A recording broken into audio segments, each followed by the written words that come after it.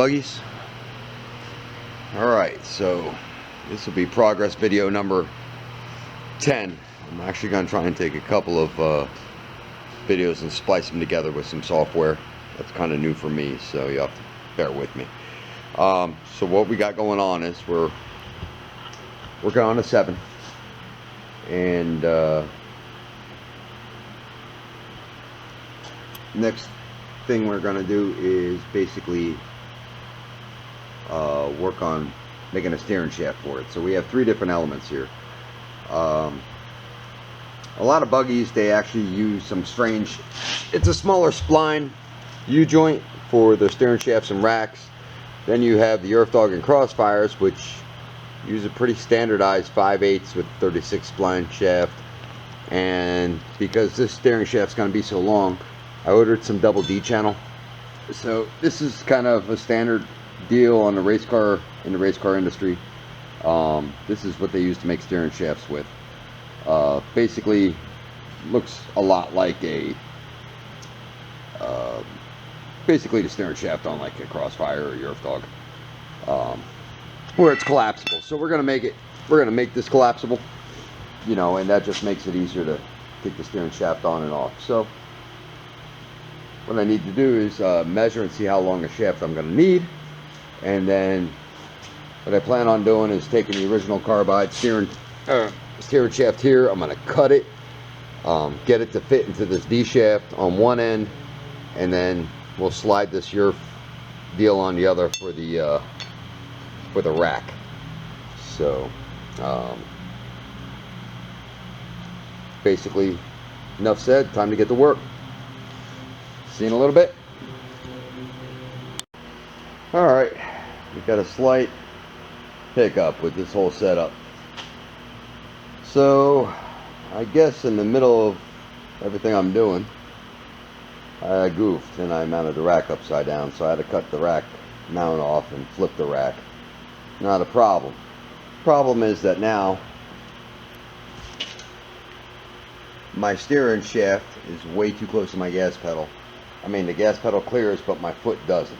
So what I plan on doing is taking a piece of tubing, I'm going to run it across under the hood with a Heim joint. I'm going to cut the steering shaft and U-joint. I'm going to cut this steering shaft here and run a 3rd U-joint in there, kind of like a Earth Dog setup. And then with the bar I tie across the chassis, which will help kind of tie all that together, that wide open space. I'm going to drop a Heim joint and run the steering shaft through the Heim joint. So I'm going to get on that now, and then we'll see the finished product. Well, it took about 2 more hours than I thought this would, as far as putting the steering shaft in it, but we got it all corrected. Had to kind of do a little redesign on the fly, and here's what we came up with. So I'm going to turn it around. Alright, so obviously my foot was not going to clear, making this a straight shot from the steering wheel to the box, to the rack. So we ended up basically making a 2-piece steering shaft with 3 U-joints. So, and basically just to clear the gas pedal.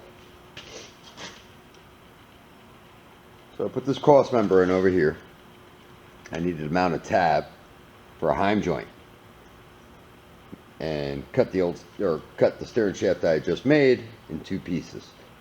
Brought it down from the steering wheel to the Heim joint, and then the other U-joint here had a set screw in it. I don't trust those, so what I did was I ended up drilling it all the way through and rethreading it for a little bit bigger bolt. So put a grade 8 bolt in there, and then put a nut on the other side of that. And the reason why I did that is if the Heim joint ever goes bad or we need to replace it, then we can bolt this thing apart and get the Heim joint out. Welded this tab 1/4 inch. I don't want it to flex, bend, anything like that. I only have the cross member tacked in. I'm going to weld that in tomorrow. And then the second half is from the U-joint to the U-joint. to the box.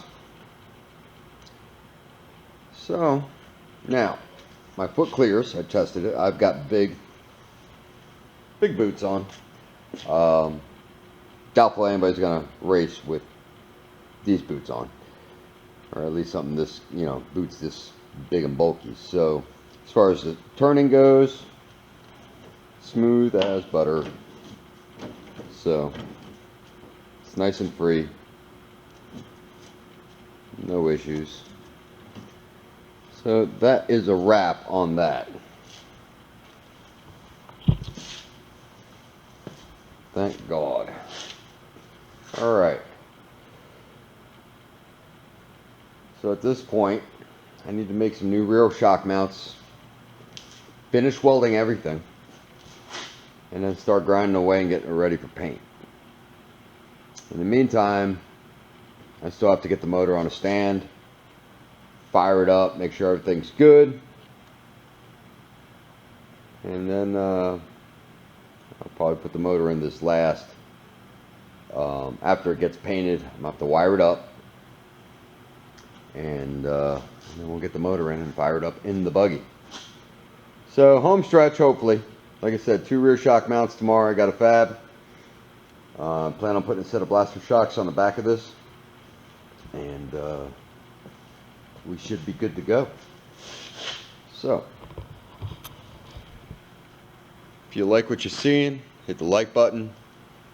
Please subscribe. As of right now, we are up to just 201 subscribers, which is cool. Now at 500, we're going to give away the same CVT system that is going in this buggy. All right, Oko clutch and variator, Dr. Pulley 12 gram sliders, SSPG torque spring, SSPG shim kit, and the Gates premium belt. So complete CVT system, worthy enough to race MBX. All right, guys, have a good night. I might actually pull the motor out of this guy next, the old Europe. So stay tuned.